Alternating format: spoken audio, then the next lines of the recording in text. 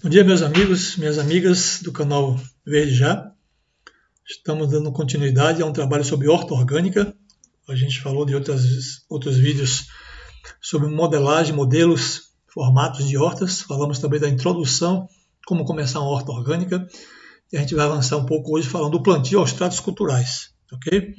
Então, meu nome é Daniel Rebouças Dourado, eu sou engenheiro agrônomo, trabalho há 41 anos com extensão rural, com assistência técnica, principalmente com a agricultura familiar, agricultura camponesa, camponeses e camponesas, sempre nessa linha da agroecologia. Então, o nosso canal aqui, ele só trabalha nessa pegada aí da agricultura orgânica, da agroecologia, agricultura sintrópica, esse é o nosso foco. Eu quero destacar inicialmente que é importante quem vai trabalhar com hortas participar de algum processo de formação. Isso que a gente está fazendo com esse vídeo aqui já é uma introdução à capacitação, mas quanto mais presencial, melhor ainda, né? Mas vocês vão ter uma ideia bem legal desse conteúdo de hoje. Mas eu reforço aqui a necessidade de uma capacitação, de intercâmbio, de visitas, de conhecer de perto experiências e botar a mão na massa que a gente se aprende mesmo com a prática, né? Então eu falei do vídeo passado que as sementeiras é o início da nossa horta. Então, as plantas que têm uma semente muito miúda, muito pequenas, precisam passar primeiro por uma sementeira para depois ser transplantadas para o local definitivo. E aí você pode ter uma semeadura direta ou transplante, que é o caso dessas mudas que passam pela sementeira. Diretamente que a gente planta no canteiro definitivo é quando a planta já tem uma semente mais graúda, né? Então a gente já planta definitivamente no canteiro. Mas muitas mudas, como a gente vai ver vários tipos de hortaliças aqui, precisam primeiro passar na sementeira, seja no chão ou seja em bandejas, como a gente já viu e vai ver novamente aqui. Então aqui, por exemplo, está fazendo uma semeadura direta. Então ele já está plantando diretamente no canteiro. Tem que ter muito cuidado com essa semeadura aí para não pesar muito na mão aí, senão vai nascer muita semente e vai ter que fazer um desbaste, um raleamento aí, que é mais complicado, né? Você vai gastar a semente e vai até estragar mudas que ficam uma muito próximo da outra. Por isso que hoje se usa muita bandeja, que a bandeja é bem prática, você só tira ali de cada célula uma muda já bem formada. Então, no plantio direto, a gente vê, por exemplo, da cenoura, da beterraba, do coentro, da salsa. Então, você já planta diretamente no canteiro, sem precisar fazer a sementeira, sem passar pelas bandejas, né? Então, está aqui o exemplo do menino aqui na escola, já fazendo o plantio definitivo, usando algumas espécies que não precisa passar pela sementeira nem pela bandeja. Já o plantio indireto, a gente precisa fazer a sementeira, seja no chão como em bandejas. Aí está o exemplo da alface, da couve, da cebolinha. Então vamos ver aqui na prática. Aqui as crianças já estão desde cedo aqui pegando gosto pela hortaliça, então já estão plantando aqui num vaso improvisado de água mineral, fazendo aqui a sua sementeira e para fazer depois o transplante no canteiro definitivo. Eu chamei a atenção nesse instante do cuidado que nós devemos ter, porque se plantar muitas sementes juntas, vai acontecer o que vocês estão vendo aqui no alface do lado esquerdo. Então aqui nasceu o quê? Muitas sementes muito próximas uma da outra, nasceu muitas plântulas uma agarrada na outra. Então quando você tirar uma muda dessa aqui, ou essa de cá, ela vai vir grudada com a vizinha. E você pode até danificar as raízes. Então tem gente que planta assim em fileiras e tem gente que planta a lanço. A lanço é jogando assim mais esparramada para não nascer muito junto. Aqui a vantagem que tem é que você pode fazer o raleamento e pode fazer até a capina dos lados aqui, entre uma fileira e outra. Então aqui a gente já está trabalhando com bandejas. Então observe que na mão desse rapaz aí tem as sementes bem miúdas, onde ele vai agora plantar nessas bandejas todas já cheias de substratos. Já gravei um vídeo sobre esses substratos aí. E cada buraquinho desse que a gente chama de célula, cada pedaço desse da bandeja é uma célula, e ali vai sair uma muda. Então, em cada célulazinha dessa, você bota uma semente apenas. Se botar 2, 3, vai nascer muito junto e vai complicar, tem que fazer o raleamento depois. Lá atrás, vocês estão vendo os copinhos, é uma estratégia também. Quem não tem bandeja pode fazer também de copinho, ou até para formar uma muda maior, né, crescer um pouco mais, você bota nos copinhos. Isso depende também do tamanho da horta, né? Você trabalhar aqui, por exemplo, uma horta já de grande escala. Então, vocês estão vendo aqui um estrado, tem até essa tela aí para segurar a bandeja, né? E na altura que a pessoa já pode manusear aí sem doer a coluna, né? Então vocês estão vendo a bandeja tudo já semeada, já germinando, e aqui ele já está do lado direito, retirando a muda já da bandeja, né, da célula. Então, ali, em cada célula dessa, vocês estão vendo já uma mudazinha aí de tomate. Então, já sai uma muda bem robusta, uma raiz que não foi danificada. Então, fica mais legal assim. Numa agricultura comercial de grande escala, como eu falei, então o cara já faz uma estufa, já faz um lugar já cercado, telado, geralmente nas laterais e lá em cima também. Chama a atenção que essa tela deve ter uma quebra de luz de pelo menos 50%, porque se for uma tela muito sombreada, vai dificultar o crescimento das plântulas, né? Vai nascer aquela que a gente chama de planta caneluda, ela vai ficar estiolada procurando a luz e não nasce bem. Então você tem que ter uma tela de 50% de filtragem dessa luz. Então está aqui a muda já pronta para levar para o campo. Chama a atenção que tem produtores que não produzem sua muda, ele compra a muda de outros produtores que têm já suas bandejas, né? Então você pode comprar de quem faz, ou você mesmo pode produzir na sua propriedade. Um detalhe que eu quero chamar a atenção é que na sementeira feita no chão, vocês estão vendo aqui do lado esquerdo, observe a cobertura aí de palha, pode ser palha de coco, de licuri, de dendê, de coco, de qualquer tipo de palha, até capim de corte, desde que não tenha sementes, capins, né? E aí você mantém a umidade, você semeia, cobre e sempre molha de manhã e de tardinha. Então essa cobertura tem essa finalidade, de não ressecar o canteiro e manter a umidade para favorecer uma melhor germinação. Aqui no lado direito, lá em Amargosa, o produtor aqui já fez a sementeira, ou pode também se utilizar quando se faz o transplante, para a muda não sofrer muito estresse quando muda, né? Até ela fazer o pegamento. Então tem gente que faz essa cobertura aí com o sombrite, já para facilitar não somente o nascimento, como também o pegamento depois do transplante. Então tem 3 maneiras de você fazer o plantio de hortaliças. Diretamente no canteiro definitivo, como eu falei, as plantas que têm as sementes mais graúdas, já plantam diretamente no canteiro, no caso da cenoura, da beterraba, do rabanete. Nas covas ou naqueles pequenos buracos, né? Algumas pessoas até evitam chamar essa palavra de cova, que cova é para defunto, a gente chama de berços. Então a gente pode plantar, por exemplo, sementes mais graúdas, como a várzea, como a abobrinha, como o quiabo, né? Então você já planta nos pequenos buracos que eles chamam de cova. E através de sementeira, que é o transplante das mudas para o local definitivo. Então é o plantio indireto. Você faz primeiro a sementeira ou as bandejas e depois pega essa muda e transplanta para o canteiro definitivo. Então é o exemplo do alface, da couve, do repolho. Então alguns exemplos aqui de plantas de hortaliças do transplantio, que você vai precisar plantar primeiro na sementeira ou na bandeja para depois transplantar a muda. Então exemplo aqui da alface, da berinjela, do brócolis, da cebolinha, pimentão, né? Tomate.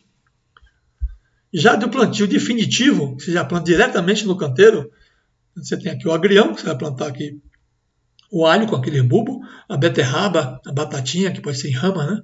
A batatinha, se for inglesa, não é batata doce. A batatinha inglesa é com os bulbos, né? com aquelas batatas sementes. Então você pode plantar diretamente também a cenoura, o coentro, com cuidado para não jogar a semente muito próximo da outra. O pepino, o quiabo, já pode ser plantado em covas, né? Já no lugar definitivo. A salsa, o rabanete. E o plantio das mudas. A gente pode plantar através de sementeira, como a gente já falou, as que fazem plantio indireto. Geralmente as mudas devem ser transplantadas quando já está com 5 a 6 folhas definitivas. Então já está uma mudazinha já bem pegada. A gente escolhe as mais graúdas, as mais fortes, as mais resistentes, as mais sem praga e sem doença, né? Pelo menos uns 10 centímetros de altura, ela vai ter um bom pegamento depois que você fizer o transplante. Para fazer o transplante, a gente já falou no primeiro vídeo lá, que a gente usa uma colher de transplante. Então, se não for através de bandeja, você vai pegar essa colher de transplante, pegar por baixo da muda, pegando com cuidado a raiz, né, para sair o maior possível o torrão, para as raízes não ficar soltas, nuas, porque vai dificultar mais o pegamento. E sempre molhar antes de fazer, de tirar com essa colher de transplante, para vir o torrão já bem grudado nas raízes.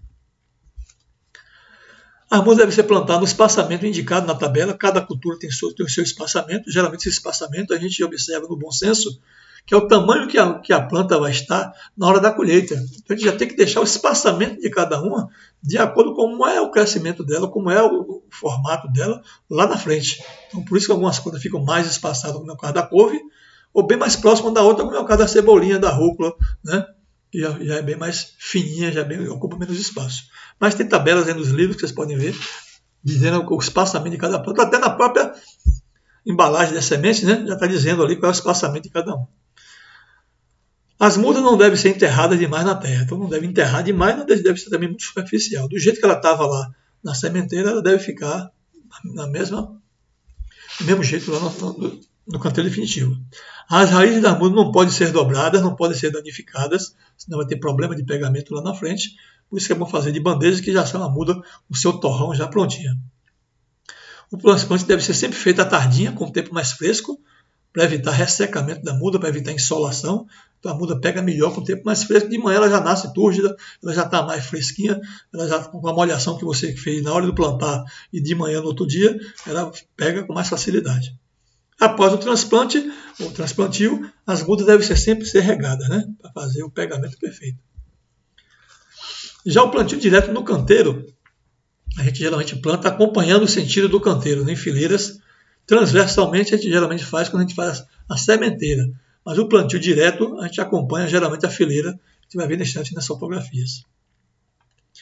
E geralmente uns 2 a 10 dias antes de semear, aí a gente faz a adubação do canteiro.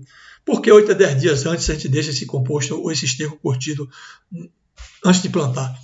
Para evitar que o composto ou o esterco que não esteja bem curtido não vá queimar as raízes das suas mudas. Então a gente guarda esse espaço aí para ver o melhor curtimento desse esterco lá no próprio solo. Depois de molhado ele vai evitar qualquer tipo de febre, de quintura ou de fermentação, né?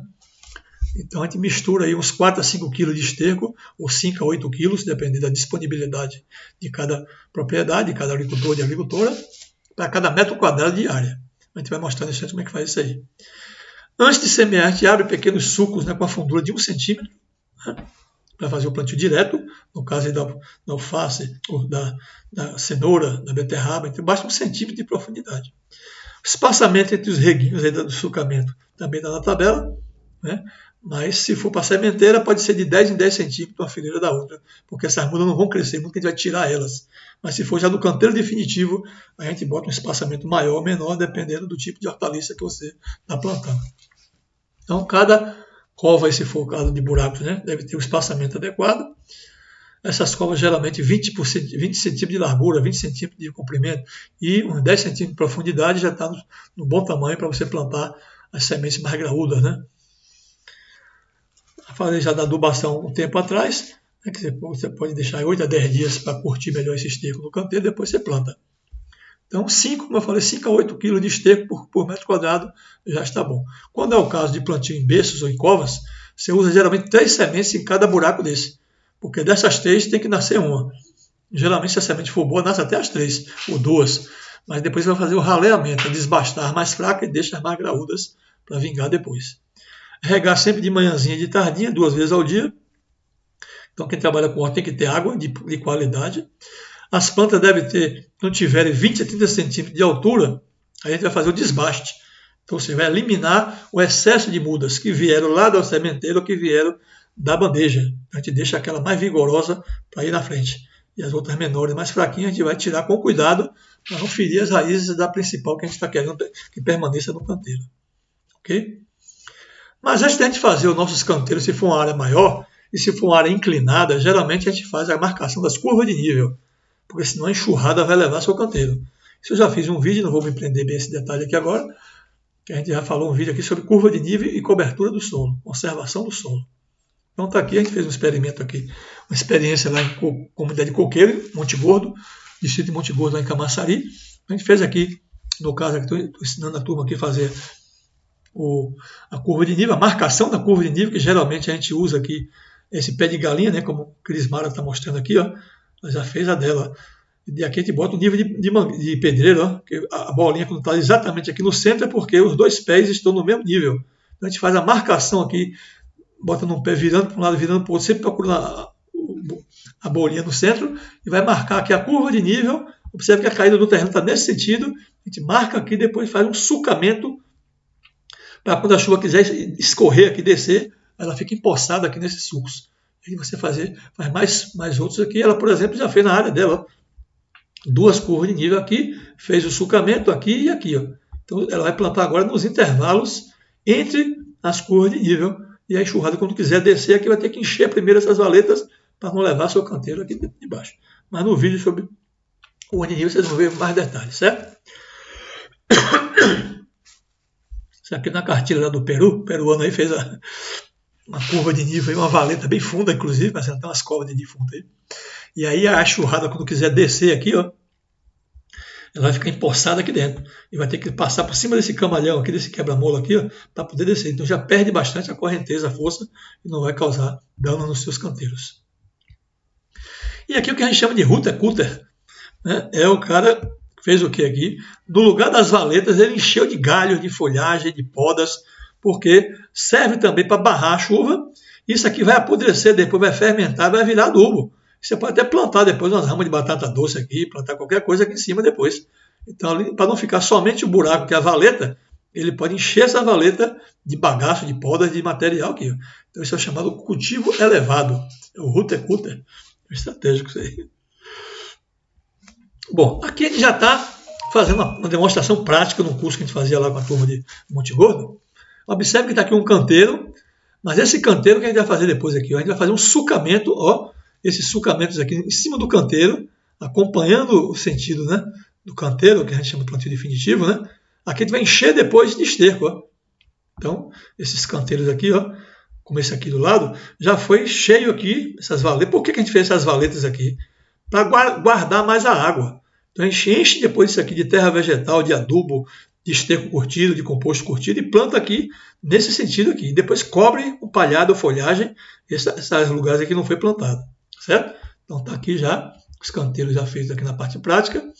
E aqui tá a galera que participou com a gente. Tá aqui o Lino, tá aqui Zete, tá aqui Socorro, tá aqui o companheiro Geraldo Magela, tá lá com a gente.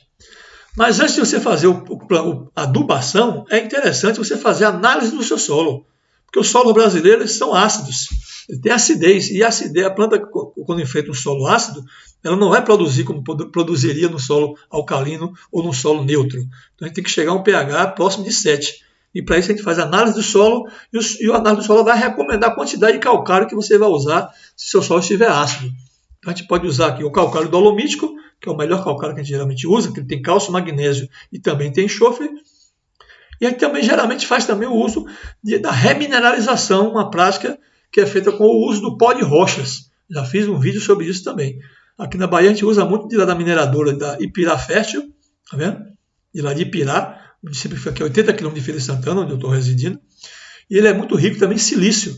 Ele é rico, ele tem 25% de cálcio, ele tem 5% de potássio, tem mais de 80 minerais fundamentais para a saúde das plantas.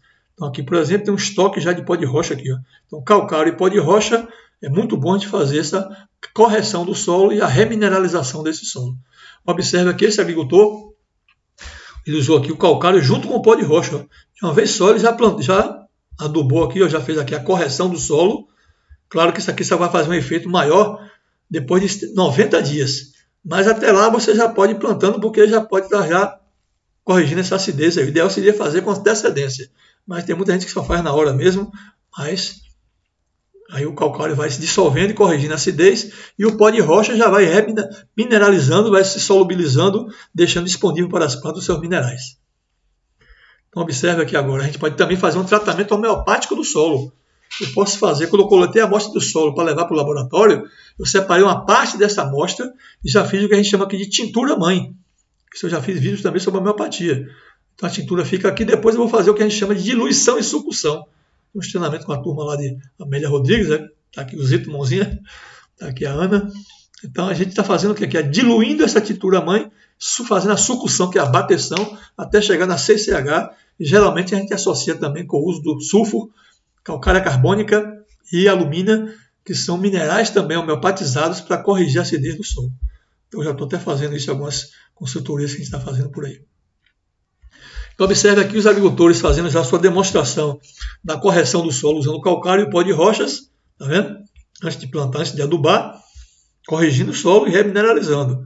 E aqui agora a gente está já usando o composto curtido, tá vendo? Ou esterco ou composto, você agora vai adubar o seu canteiro. Antes de fazer isso, é interessante que você molhe bem o seu canteiro para esse calcário aqui, ó, descer melhor, solubilizar melhor, já para ir fazendo essa correção do solo. Então, o adubo que a gente geralmente usa é o esterco de curral, de galinha, esterco de bovino, de suíno, até de de codorna, esterco de coelho, esterco até de cavalo serve também, desde que o cavalo não esteja doente. Humus de minhoca já é mais difícil, porque precisa de uma quantidade maior e é caro. Aqui, mas, sinceramente, o humus de minhoca se usa muito para hortas pequenas, né? Hortas residenciais, fundo de quintal, aí você pode comprar um pouco de humus para melhorar esse substrato aí. O composto orgânico é muito utilizado. Então, o composto é feito, não vou falar também do composto, que já tem vídeo sobre isso, mas a gente mistura muitos materiais que a gente recicla na propriedade. Então, folhagens, podas, né? Resto de culturas, tudo isso, resto da cozinha, tudo isso a gente pode compostar e fazer um excelente adubo, geralmente depois de 60, 90 dias, dependendo do material que você usou. Do tamanho do material, já está pronto, já está curtido. E a gente também costuma enriquecer o composto, geralmente com 5% do volume total do composto. A gente bota o quê? Se tiver, claro. A gente bota um pouco de fosfato natural, que é uma fonte de fósforo. A gente joga também um pouco de calcário, de pó de rochas. A gente pode colocar também cinzas, que é mais fácil conseguir e barato. A gente geralmente molha também para enriquecer com o uso do biofertilizante, do EM, que é o micro-organismo eficaz. A gente usa também a manipoeira, usa também a urina. São adubos líquidos para acelerar a decomposição do material do composto e para enriquecer mais ainda com os minerais que estão contidos nesses adubos líquidos e nesses pós aí. Então esses pós aí, cada camada que a gente vai fazendo, a gente vai pulverizando esses pós aí de calcário, pó de rocha, fosfatos, farinha de osso, né? Ou a cinza. Então aqui, por exemplo, está o esterco bovino, muito comum, do lado esquerdo. Do lado direito, aqui foi no meu sítio, esterco de cavalo, que o vizinho me dava lá, jogava para o outro lado e pode jogar, fica à vontade, é que eu estou querendo também. Eu parceria com ele lá. E aqui estou mostrando, já mostrei no substrato, quando a gente fez aquele vídeo, essas fotografias aí que a gente fazia, o que? Adubação para corrigir uma doença que estava dando feijão, na traquinose e fusariosa. Então a gente está fazendo o quê? Uma adubação completa, misturando o que aqui, ó? Calcário, pó de rocha, fosfato natural, o esterco bovino que veio molhado aqui, mas também teve a cinza. Tudo isso aqui vai deixar um solo muito bem adubado e corrigido, claro. Então está aqui aproveitamento de todos os resíduos da escola lá em Amargosa, ó, Escola Família Agrícola. Então tudo aqui vai ser compostado, vai virar adubo. Está aqui um composto feito com esterco de suínos. Está aqui um esterco feito já de bovino. Está aqui a senhora já usando o composto dela já curtido. Então é a fonte de adubo orgânico aí. Aqui também a gente pode guardar os ossos, né? Aqui no caso, ossos até de galinha, ossos de bovinos. Você pode fazer uma fogueira aí, torrar esses ossos, depois triturar num pilão, numa forrageira. Pelo menos uma quantidade não é grande, mas você pode enriquecer o seu composto, o seu biofertilizante, com a farinha de osso, que é muito rica em cálcio, fósforo e outros nutrientes, outros minerais. Aqui eu quero chamar a atenção nessa fotografia, ó, é isso aqui, essa montanha aqui de quê? De pó de carvão. Excelente adubo, viu, gente? Se vocês puderem usar na horta de vocês. Por quê? Porque o pó de rocha, ou pó de carvão, ele retém bastante umidade, ele favorece a aeração do solo, para oxigenar melhor o solo, favorece o enraizamento das plantas e ele serve de abrigo, de morada para os micro-organismos do solo. Os micro-organismos vão ficar morando aí, fazendo seu ninho aí, nesses pó de rocha, nesse pó de carvão, né? E vai vivificando o solo. Então, pó de carvão é muito interessante vocês correr atrás, ou até fazer seu carvão, triturar e usar, porque é excelente adubo aí para o seu solo. A gente chama um adubo, mas na verdade é um condicionador de solo, vai melhorar a parte física e biológica do solo, mas quimicamente ele não tem muitos minerais não. Já a cinza é mais rica, mas aqui o material mais grosseiro vai demorar um pouco mais, mas se estiver peneirado, melhor ainda. Aqui eu já falei vídeo sobre isso também, um vídeo que foi muito bem postado aí pela turma no canal Verde Já, é o EM, né? Micro-organismos eficazes. Eu coletei o que? O bagaço aqui, o malche, né? Da serrapilheira que a gente chama, de lá da floresta, da mata, botei dentro de uma caixa de papelão para evitar que e coloquei aqui arroz, ó, cozido, que os micro-organismos vão sair daqui dessa folhagem e vão para dentro do arroz. Então depois, geralmente, que a gente cobre isso aqui, completa com a folhagem, depois de uns 10 dias já está tudo colonizado pelos micro-organismos, aqui vai ficar tudo colonizado por ele, e aí você coleta os micro-organismos de cores mais claras e coloca aqui junto com açúcar e água agora, ó. Observe, e vai produzir gás aqui dentro. Eles vão ficar aqui agora com esse açúcar para comer, é a caloria, a energia para eles, para se multiplicar, se reproduzir, e vão produzir gás. Olha como está estufado essas garrafas aqui. Ó. Aqui por quê? Porque eu usei água mineral. Mas vocês que estão lá no sítio, vocês que têm chácara, vocês que têm terra, podem usar a água da chuva, que é o recomendável, inclusive. Mas eu comprei água mineral, porque eu queria também esses botijão aqui. Então aqui, fui até para Hugo, o companheiro que a gente está dando assistência aqui em Monte Gordo, em Lagoa Seca. E observe que eu botei até uns plásticos aqui para ficar bem fechado, porque esse aqui explode, viu? todo dia você tem que abrir aqui para sair o gás. E no outro dia você torna a abrir todos os dias, senão vai querer explodir esse negócio aí. Depois de uns 10 dias que já produziu todo o gás, já não está produzindo mais gás, agora você pode usar esse AM, que é um excelente adubo para o seu solo. Antes de plantar, você pode molhar seus canteiros com o AM aí, ok? Então tá aí, esse aqui é um bambu lá em cima que já veio com arroz todo fermentado lá da mata, um arroz aí todo colonizado já por micro-organismos de diferentes colorações, branca, coloração pode ser amarela, rosa, a gente descarta os de cor escura, mas os cor clara a gente serve para fazer a adubação foliar.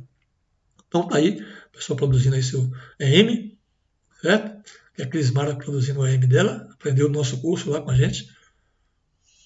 E aqui eu estou mostrando um EM que foi comprado, na época que eu trabalhava na IBDA, a IBDA tinha dinheiro, aí fiz a diluição aqui, ó, e a gente está fazendo aqui, misturando com açúcar e água, sempre mexendo para sair um pouco o gás e tampando.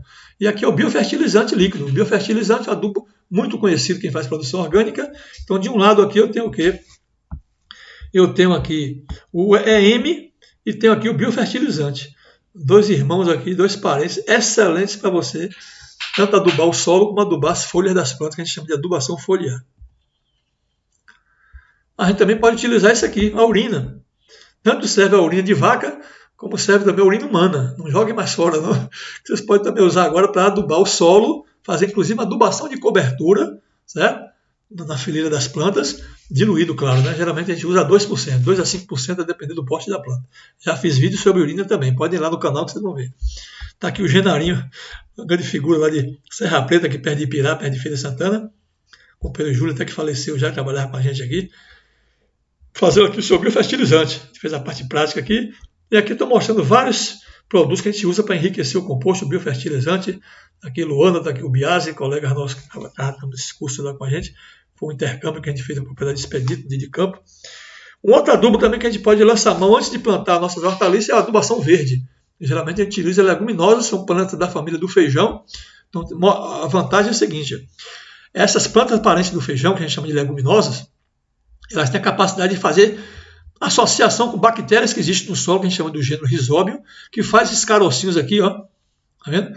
Aqui são eles, colônia de micro-organismos aqui dos risóbios, pegando o nitrogênio do ar, dando para a planta, que no caso é um ferrão de porco, e a planta dando um açúcarzinho aqui para eles. Então, está aqui a mucuna preta, que é bastante conhecida também, quem faz adubação verde, e aqui está o ferrão de porco. Aí, depois, observe que o raizamento aqui, como está bem perfeito, olha o tanto de massa que ela vai produzir. Ó. Então, depois você vai fazer o que aqui? Roçar esse material todo, a terra fica toda coberta, e você pode fazer o plantio direto daquelas plantas que a gente pode plantar por buraco, por covas, né? Ou pode também incorporar depois disso aí para fazer os canteiros. A terra já está adubada com nitrogênio, essas plantas fofam bem o solo e deixam muita biomassa para servir de adubo verde. Já deixou o nitrogênio e já deixou essa biomassa agora que também é rica em nitrogênio e proteína para o solo. Então está aqui, por exemplo, o feijão de porco, dessa vagem enorme aqui. Está aqui o andu, o andives, né? Está aqui a mucuna preta, está aqui a crotalária. São plantas bastante conhecidas quando a gente faz produção de adubo verde. É uma adubação feita com as próprias plantas. Aqui na estação experimental, o cara fez o quê? Aqui encheu a área de crotalária, o tanto de massa que essa crotalária vai dar. Veio com um tratorito agora com rolo faca, vai podando isso aqui tudo, deixando tudo no solo, como vocês estão vendo aqui. Aqui você pode fazer, esperar secar e plantar diretamente em cima dessa palhada aqui. Ou se quiser fazer canteiro, incorpora isso aí, né, com tratorito ou com a gradagem e faz seus canteiros para plantar. Então a terra já está o quê? Já está rica em nitrogênio, adubada e rica em biomassa, que é um excelente adubo, que a gente chama de adubação verde ou adubo verde. Você pode também pegar plantas da família da leguminosa também, que no caso é a leucena, serve de quebra-vento e serve também para você fazer uma poda boa aqui, ó. E esse excesso de folhagem, que é muito rico em proteína e nitrogênio, ó, você faz o quê? Tritura esse material com a forrageira e esse material que a gente chama de biomassa, importantíssimo para a gente cobrir os canteiros. Então está aqui, o carrinho de mão aí da agricultura orgânica, já levando esse reboque aí, ó, tá transportando agora já essa massa para a área. Então o que está fazendo aqui agora? Na fileira do tomate, ele está fazendo o que aqui? Uma adubação de cobertura. Na verdade é como se fosse uma cobertura morta, mas é também uma adubação, porque esse material é muito rico em proteína. Não pode jogar muito próximo da fileira do tomate aqui, certo? Senão vai poder esquentar aqui, vai dar uma febrezinha, e não é aconselhável reter muita umidade no pé das plantas, mas você bota mais afastado, então isso aqui, essa área todinha vai ser coberta aqui, ó, por esse material, tá certo? Para não nascer mato e manter a umidade aqui, para não ficar molhando demais esse pé de tomate que não gosta de muita chuva, principalmente das folhas, né? Não vai dar doença. Então tá aqui o pessoal já fazendo o plantio, adubando aqui as covinhas aqui, ó, para fazer o plantio. Né? Tem até que planta coentro desse tipo assim, vai fazendo uns buraquinhos plantando os coentros ou tem fileiras, né? Então tá aqui já o transplante das mudas e aqui tá a irrigação das mudas recém-transplantadas, tá vendo? Então tem que plantar de tardinha, sempre molhando de manhãzinha de tardinha, para as mudas pegar logo e chegar nesse estágio mais tarde, certo?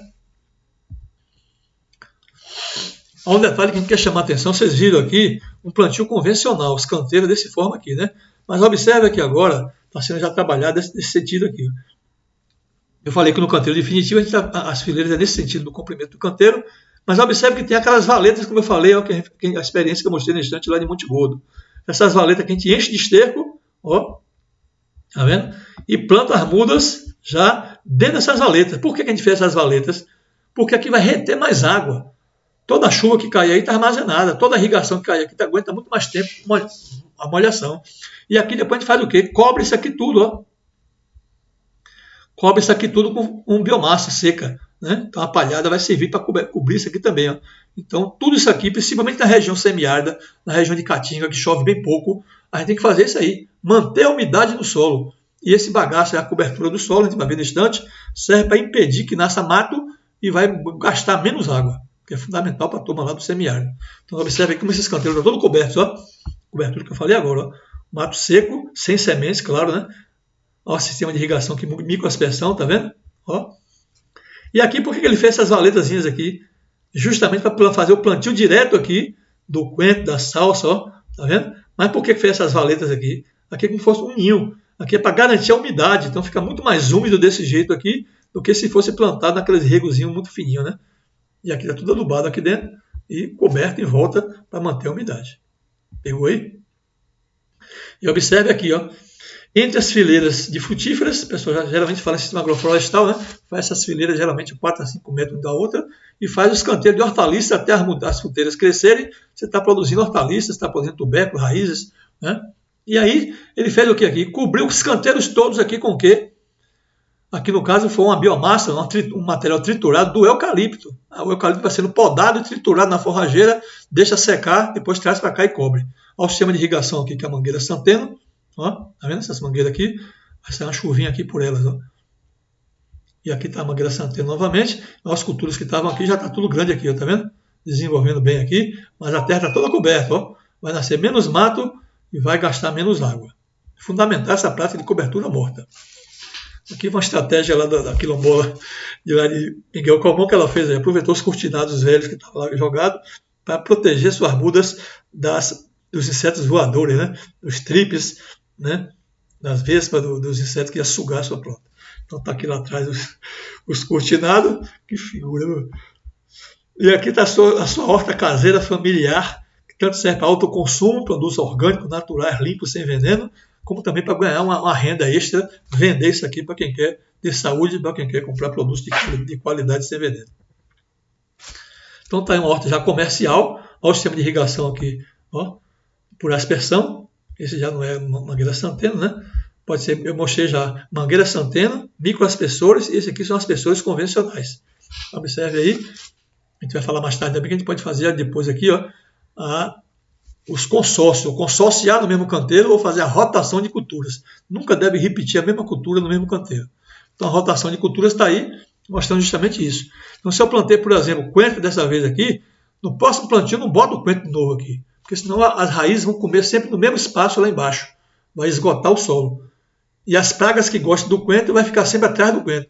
Agora se eu mudo e boto, por exemplo, alface, ou eu boto uma planta de raiz, então aquela praga, aquele inseto que comia o coentro, já não vai mais comer porque não encontrou mais o coentro. Você tem que agora a cenoura, por exemplo. Você troca porque a cenoura também vai ter uma raiz mais profunda. Então vai explorar uma outra camada do solo que o coentro não estava explorando. Então isso não vai esgotando o seu canteiro. Então geralmente, na rotação de cultura, a gente deve sempre procurar suceder ou substituir um plantio pelo outro. Por exemplo, trocando plantas folhosas, que tem a raiz mais superficial, depois a gente planta uma planta de raiz, como é o caso, por exemplo, de cenoura, de beterraba, de rabanete, depois a gente planta uma outra planta de frutos, que tem uma raiz mais profunda ainda, por exemplo, tomate, pimentão, quiabo, jiló, né? E no quarta sequência a gente pode plantar uma planta que vai favorecer a adubação desse solo, que são as leguminosas. Então as outras três, folhosas, raízes e frutos, estão comendo em profundidades diferentes, estão só extraindo minerais. Mas depois vem a leguminosa para acrescentar o nitrogênio e acrescentar a biomassa para enriquecer novamente esse canteiro. Pegou aí? Deu para entender? Então, por exemplo, aqui já é diferente.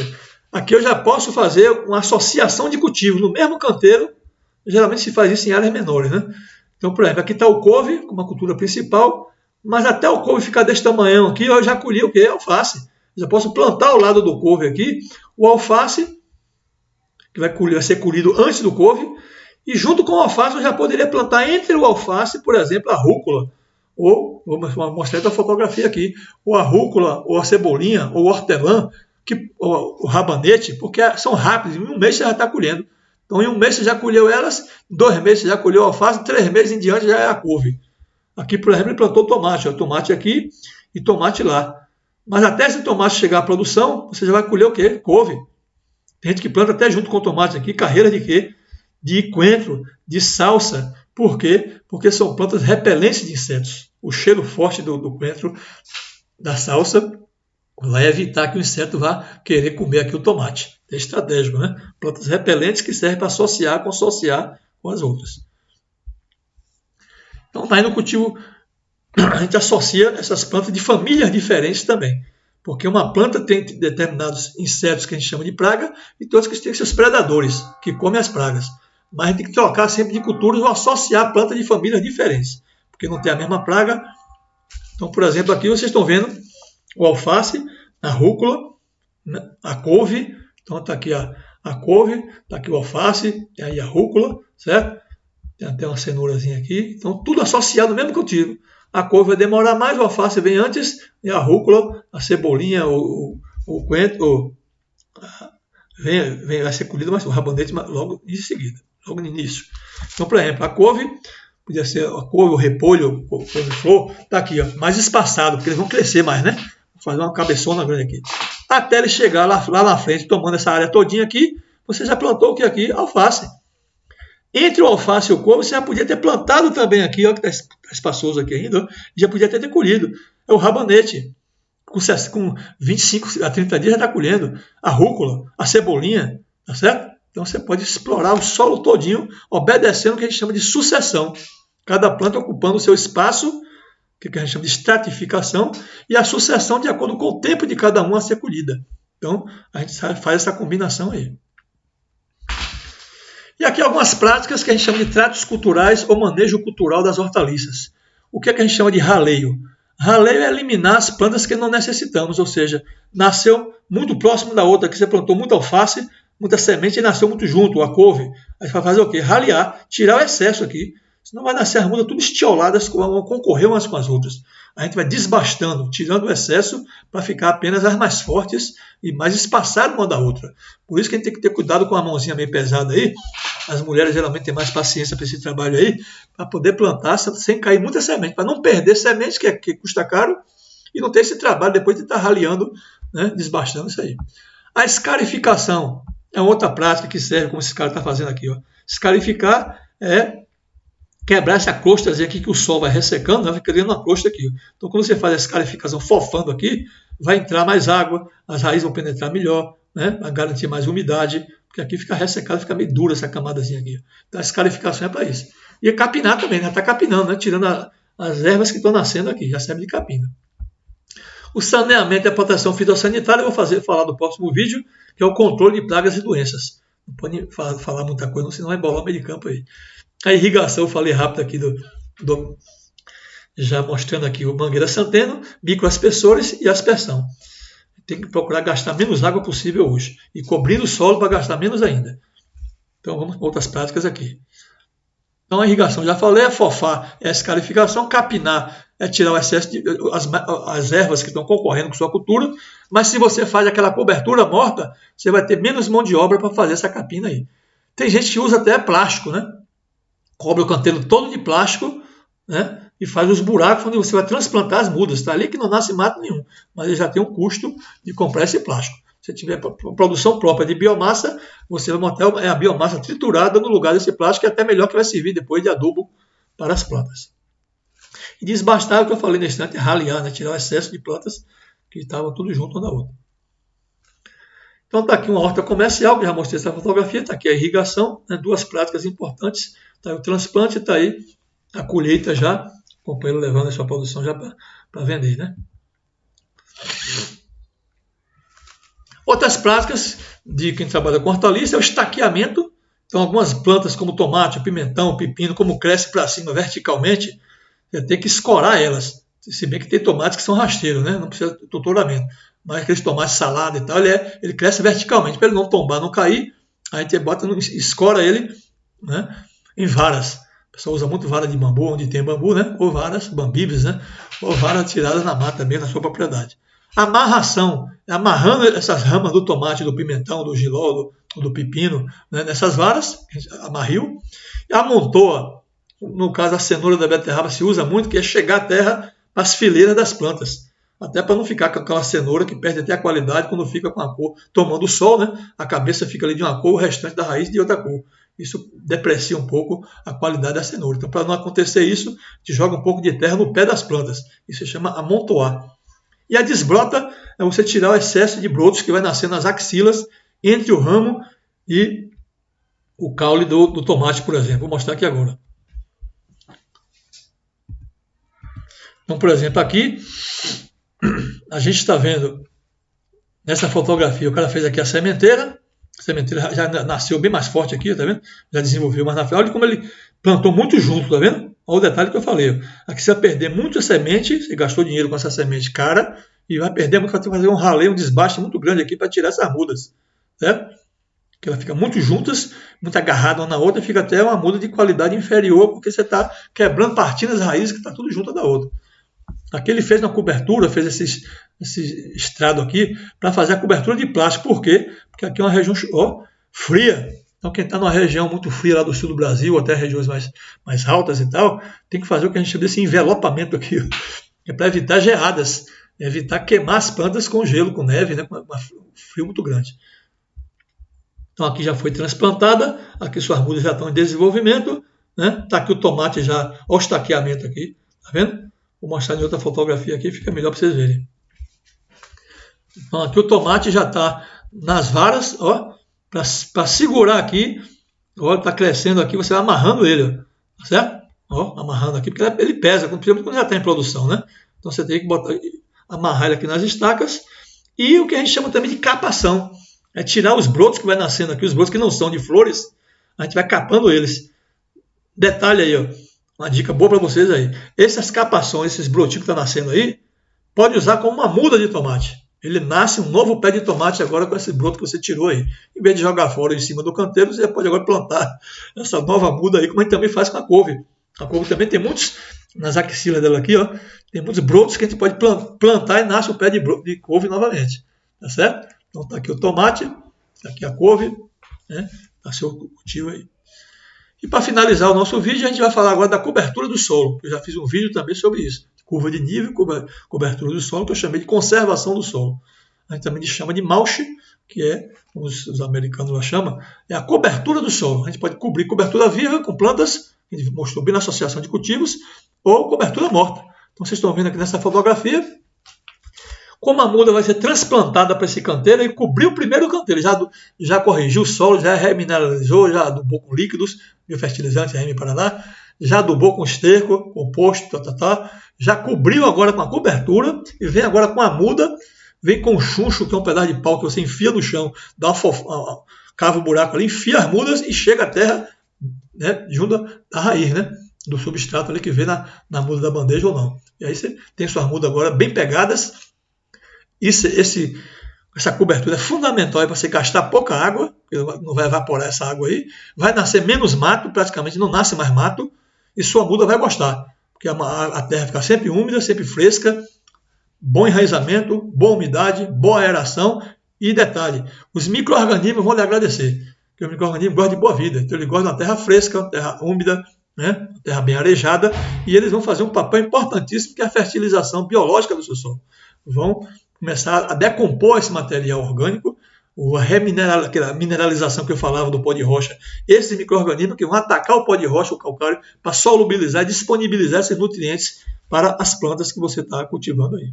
Tá certo? Então vamos trabalhar em cima dessa cobertura do solo, mas para isso você tem que ter material para cobertura. Então tem gente que faz plantio de capim de corte, capim elefante, um pedacinho, que produz muita massa, né? Para você triturar esse material, ou até resto de cultura que você tiver, até árvores também que você poda, leucena, glicídia, outras aí, para podar esse material todo, triturar e cobrir o solo.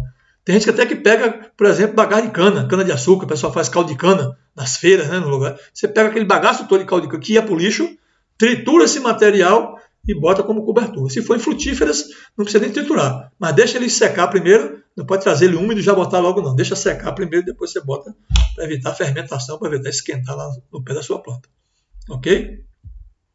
Então, está mostrando mais uma última foto aí. Olha que canteiro bonito aí, todo coberto, né? Essas mudazinhas aí de tomate, de couve e tal, vai agradecer bastante. O pessoal que faz sistema agroflorestal também utiliza muito esses troncos de bananeira aqui, ó. Corta aqui, bota no canteiro, porque ele já serve de cobertura. Aqui vai liberar água também para as plantas e você planta agora nos intervalos, ó. Vai plantar agora as suas mudas, seja plantio direto ou plantio por mudas, né? E enche seu canteiro agora, certo? Observe lá nas laterais aqui a folhagem da bananeira, ó, toda cobrindo o solo, cobertura morta, ó, para manter isso aqui sempre úmido. Então você vai gastar muito menos água dessa vez e vai nascer pouco mato. E aqui você pode até cobrir, depois do que você plantar, que sua planta estiver maiorzinha, você pode cobrir aqui também para ajudar a não nascer mato. Certo? Então a gente agradece a atenção de vocês. Quem quiser fazer pergunta lá no chat, pode ficar à vontade, que eu estou sempre lá visitando o chat e respondendo, dando atenção a vocês, tirando as dúvidas, esclarecendo alguma coisa que não ficou clara. Certo? E quem não conhece o nosso canal, eu chamo para visitar o nosso canal Verde Já, recomendar, compartilhar com os amigos, com as amigas, né, dar seu like, né, e se inscrever, que não se inscreveu ainda, para ir tocar o sininho lá, para sempre receber vídeos que semanalmente a gente está colocando aqui no canal, tá bom? Então, agradeço a atenção de vocês que ficaram até aqui agora assistindo o nosso vídeo, né, e que Jesus nos abençoe, que nós possamos ter uma boa semana, e Jesus nos dê proteção, saúde, muita paz. Namastê.